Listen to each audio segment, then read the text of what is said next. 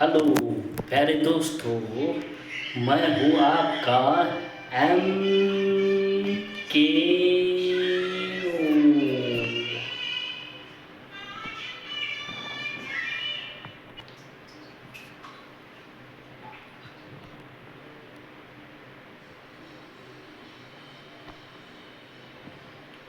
के वो बोले तो आपका मोर नॉलेजेबल ऑदर। ये आपका हो सकता है फादर, या फिर आपका ब्रदर, या हो सकता है आपका कोई फ्रेंड। ओके, तो ये सब हो सकते हैं आपके एम के ओ आपके हो सकते हैं सर, मैडम, या कोई भी जो आपको दिखा दे एक सही रास्ता, जो आपको कुछ सिखा दे, जो आप सीखना चाहते हो, या जिसको आपसे थोड़ा ज़्यादा नॉलेज है, उसको बोलेंगे हम एम के वो, कि वो सही जगह तक आपको टेम्पररी हेल्प करता है। टेम्पोररी हेल्प करता है ना, उसको बोलेंगे हम स्काफोल्डिंग। क्या बोलते हैं उसको? स्काफोल्डिंग। ठीक है, तो मैंने आपको पहले ही बोला था, पहले 10 क्वेश्चन हमने मेरे दोस्तों किए हैं, है ना। Question paper, sample question paper जो पुराने हैं, पुराने क्वेश्चन पेपर ही हम सॉल्व कर रहे हैं। ओके, 10 क्वेश्चन हमने पहले वीडियो में सॉल्व किए और 10 इस वीडियो में हम सॉल्व करने जा रहे हैं। तो चलो आ जाओ अपने एम के ओ के पीछे। चलो तो जल्दी जल्दी बच्चों, मेरे दोस्तों, मेरे फ्रेंड्स, क्वेश्चन पढ़ते हैं। नंबर 11 क्या कहता है हमें? Children acquire gender roles through all of the following। नीचे दिए हुए सबसे जेंडर रोल्स के बारे में, भूमिका के बारे में बच्चों को पता चलता है, पर एक से नहीं। तो व्हाट इज़ दैट? एक छोड़ के हमें पता करना है, मतलब 3 है जिसमें पता चलता है। चलो देखते हैं। पहला है आपका, पहला क्या है? मीडिया। यस, मीडिया से पता चलता है हमें कौन क्या काम करता है जेंडर वाइज, है ना। सोशलाइजेशन, सामाजिकरण से, समाज से पता चलता है। कल्चर, कल्चर द्वारा भी पता चलता है ना। तो अब क्या रह गया है बाकी? वो है ट्यूटरिंग। ट्यूटरिंग के बारे से हमें इसका ज्ञान बच्चों को नहीं होता है, और इसीलिए हमारा एक्सेप्ट वाला जो आंसर है कि किससे नहीं होता है, वो है ऑप्शन नंबर 4। ठीक है, थोड़ा सा इसको हिंदी में भी समझ लीजिए, आपको हिंदी में समझाता हूँ। ये देखिए क्या कह रहे हैं हमें, है ना। बच्चे डैश डैश को छोड़कर अन्य सभी के द्वारा लिंग भूमिकाएं ग्रहण करते हैं। लिंग भूमिकाएं क्या होते हैं? जेंडर, है ना। तो जनरल रोल जो है क्या क्या हो सकते हैं, कहाँ से पता चलता है? एक चीज़ उन्होंने बताई है, वो है नंबर 4 की, जो है ट्यूशन। ट्यूशन में इसके बारे में कोई पता नहीं चलता। चलो, तो ये रहा हमारा आंसर, ट्यूटरिंग। ओके, चलो नेक्स्ट क्वेश्चन पर जाते हैं और फिर देखते हैं क्वेश्चन नंबर 12 हमें क्या कह रहा है। क्वेश्चन नंबर 12 हमें कह रहा है दोस्तों, one of the critics of standardised test has been. जो स्टैंडर्डाइज्ड टेस्ट क्यों अच्छी नहीं होती है ना, उसका एक क्रिटिक्स है। क्यों उसको अच्छा नहीं माना जाता है ना। तो उसके पीछे क्या वजह है, वो वजह हमें ढूंढनी है। नीचे दिए गए में से वो एक वजह है। ठीक है, चलो देखते हैं क्या वजह है वो। They represent largely the mainstream culture and are therefore bias. वो किसी एक मेन स्रोत को फॉलो करते हैं, कल्चर को फॉलो करते हैं, और इसलिए वो पक्षपाती होते हैं। किसी का एक पक्ष लेता है या पुरानी बातों पर वो निर्भर होता है। कुछ तो बोला है, कुछ तो पुरानी बातें हैं, उसी के ऊपर वो स्टैंड करता है। यही इसका क्रिटिक हो सकता है। देखते हैं आगे और क्या ऑप्शन है। ठीक है,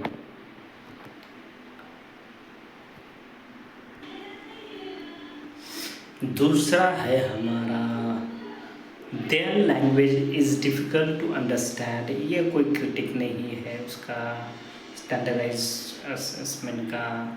या the test can not be administered on large population, ये भी नहीं है। They do not give a clear picture of a child's ability, ये भी इसका क्रिटिक नहीं है। ये सारा हो सकता है, लेकिन ये सिर्फ एक बात को फॉलो करते, सिर्फ मुख्य धारा का है ना, मेन स्ट्रीम का, यह मेन स्ट्रीम का जो है उनको ही वो रिप्रेजेंट करते हैं। ये एक क्रिटिक्स है ये स्टैंडर्डाइज मेथड का, है ना। तो इसीलिए ये स्टैंडर्डाइज टेस्ट जो है ये अच्छी नहीं होती है, ऐसा कहते हैं, क्योंकि ये सिर्फ मेन स्ट्रीम कल्चर को फॉलो करती है और वो बायस होते, पक्षपाती होती है। ठीक है, ये उसका एक क्रिटिक है, उसका जो हम बोलते हैं शॉर्टफॉल, है ना। तो ये उसका स्टैंडर्डाइज टेस्ट का क्या है, एक स्टैंडर्ड डिसाइड करते हैं कि वो इस तरह के बच्चे होते हैं। पर ऐसा होता है क्या? ऐसा नहीं होता है। बच्चे बहुत अलग अलग तरह के, इंक्लूसिव एजुकेशन है हमारा। किसी का बैकग्राउंड अलग होता है, किसी का इकोनॉमिकली, किसी का लैंग्वेज से, किसी का मतलब कल्चर अलग होता है, किसी का है ना आईक्यू लेवल अलग अलग तरीके का होता है, अलग अलग बैकग्राउंड के हिसाब से। तो कोई एक स्टैंडर्डाइज टेस्ट उनको हम ये नहीं कर सकते है ना। तो ये एक किसी में लार्ज मेन स्ट्रीम को फॉलो करता है वो, इसीलिए ये उसके ऊपर ऐसा कटाक्ष किया है, कटाक्ष बोलेंगे क्रिटिक्स, है ना। ठीक है, चलो क्वेश्चन नंबर 12 के आगे जाते हैं। वो है हमारा the theory of multiple intelligence says that. अब एक थ्योरी है मल्टीपल इंटेलिजेंस की दोस्तों। मल्टीपल इंटेलिजेंस की थ्योरी ये कहती है कि आपके जो एक क्वेश्चन नंबर 13 हमारा कहता है, वो हमारे दिल में रहता है।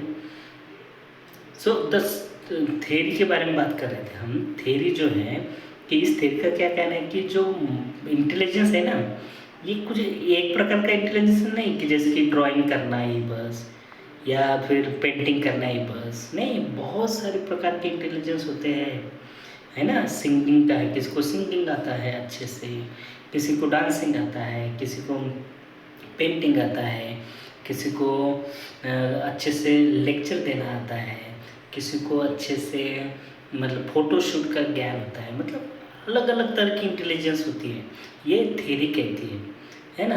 तो ये थ्योरी ऐसा मैंने आपको बताया है। ऑप्शन में कौन सा बेस्ट लगता है हमें, वो हम देखेंगे। ठीक है, पहला ऑप्शन उन्होंने दिया है कि intelligence can be rapidly accelerated, बहुत रैपिडली वो इंटेलिजेंस बढ़ता रहता है। हाँ, ऐसा ऐसा ऐसा इस थ्योरी का कहना नहीं है। ठीक है, ये नहीं चाहिए हमें। ये तो intelligence can be a several kind, yes, यही जो मैं आपको बता रहा हूँ कि कितने सारे प्रकार का हो सकता है इंटेलिजेंस, ये मुझे ठीक लग रहा है। इसको हम छोड़ देते थोड़ी देर के लिए।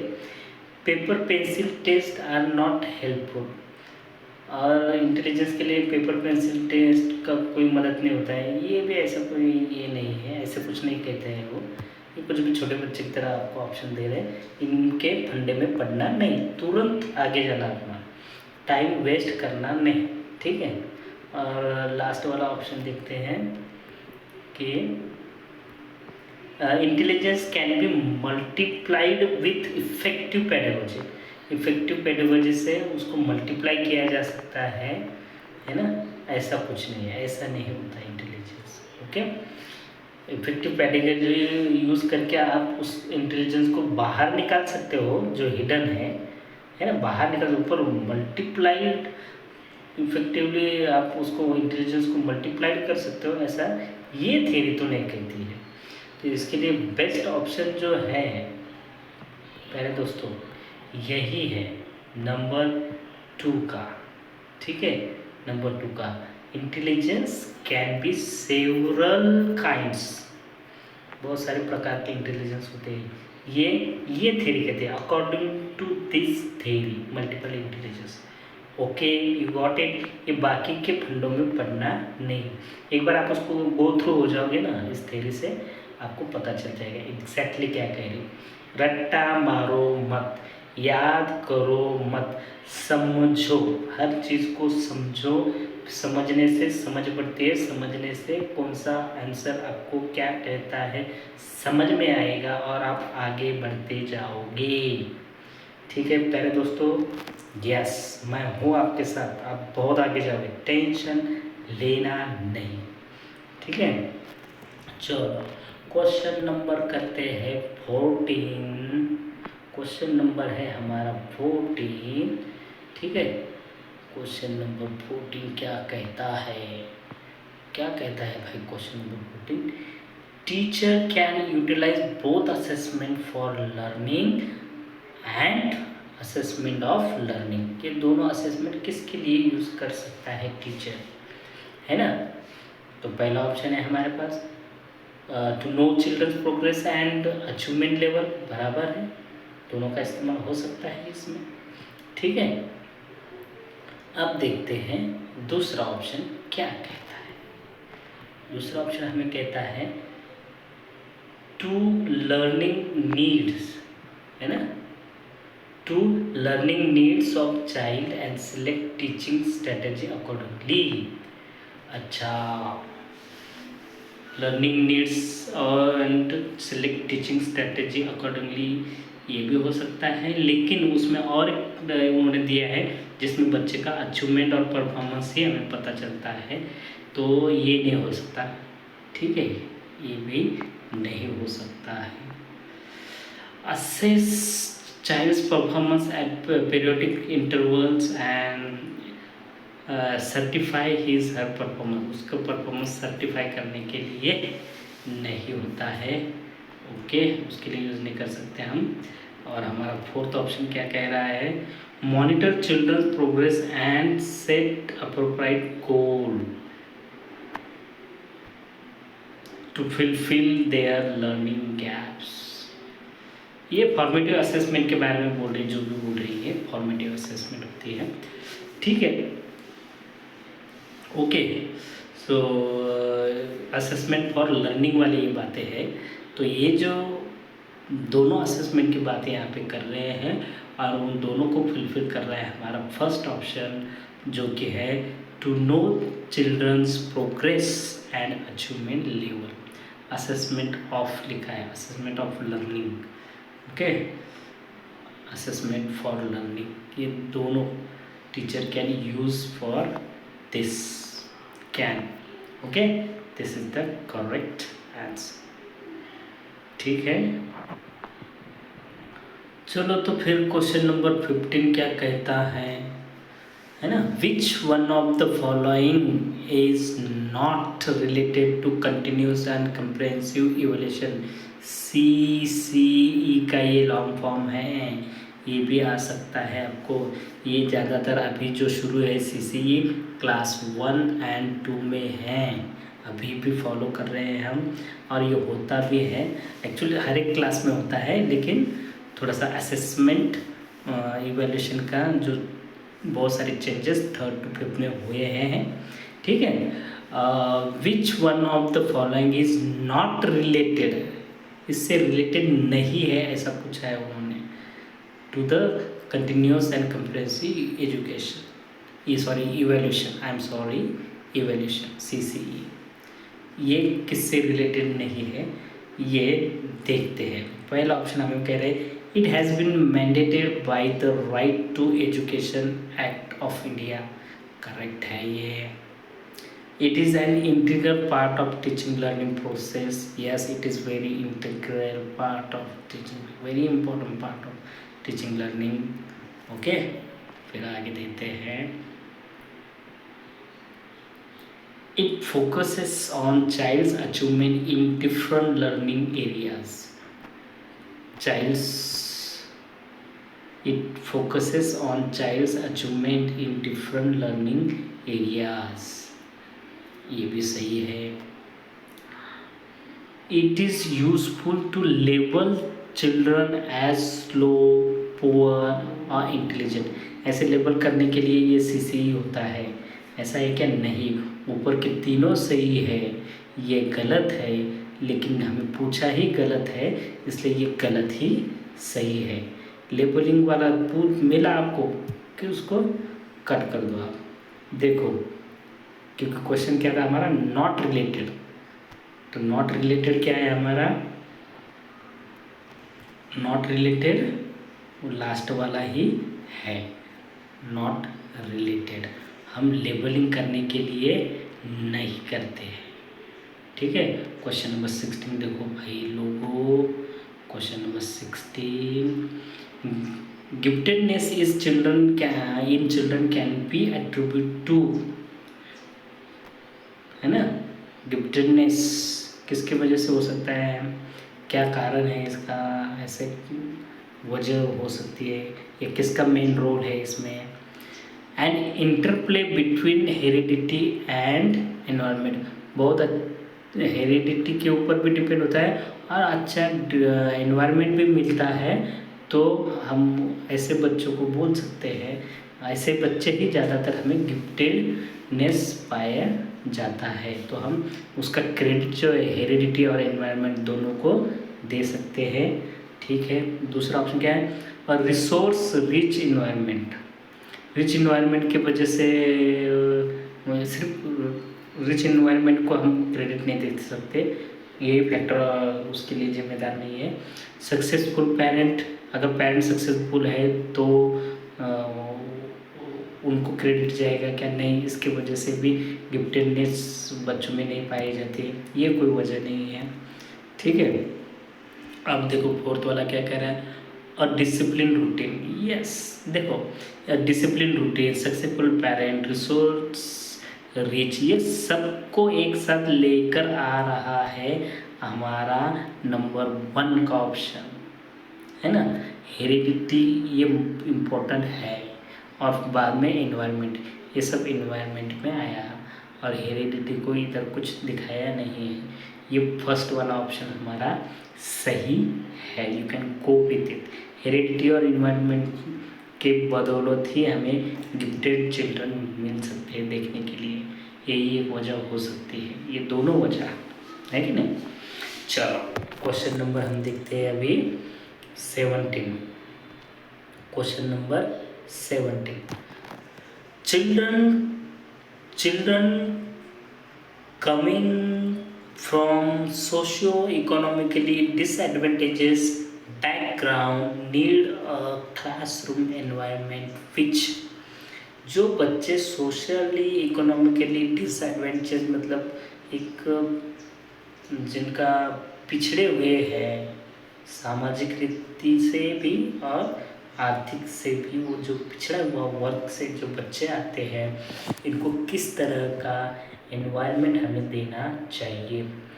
सबसे पहले यहाँ बता रहे कि टीचर्स देम गुड बिहेवियर, उनको गुड बिहेवियर सिखाना है, no, value and uses their cultural and linguistic knowledge, values और उनका ही कल्चर जो है, उनकी जो भाषा है उसका, उनका जो कल्चर है, उनकी जो भाषा ज्ञान है, उसका इस्तेमाल हम कर सकते हैं, है ना। इस तरह का वातावरण हमें उनको देना चाहिए, ये मुझे सही लग रहा है।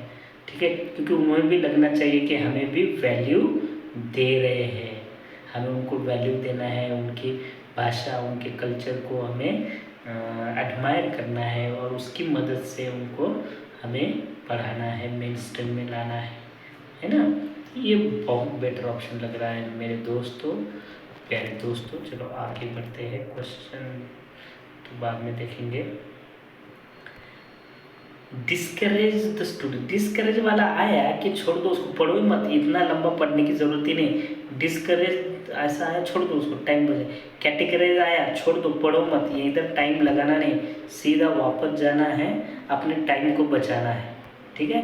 और ये ही आपको बेस्ट लग रहा था, इसको सीधा आँख बंद करके टिक लगाना है, मतलब आँख बंद मत करो, मेरे कहने का मतलब आराम से टिक लगा सकते हो, ये मार्क आपका कहीं नहीं जाएगा। बेस्ट ऑफ द बेस्ट को हमने चुना है, ठीक है। चलो ओके, आगे बढ़ते हैं। हमारा 18th क्वेश्चन है, बहुत ही अच्छे से जा रहे हैं हम प्यारे दोस्तों, ध्यान दो, काम इधर दो बस।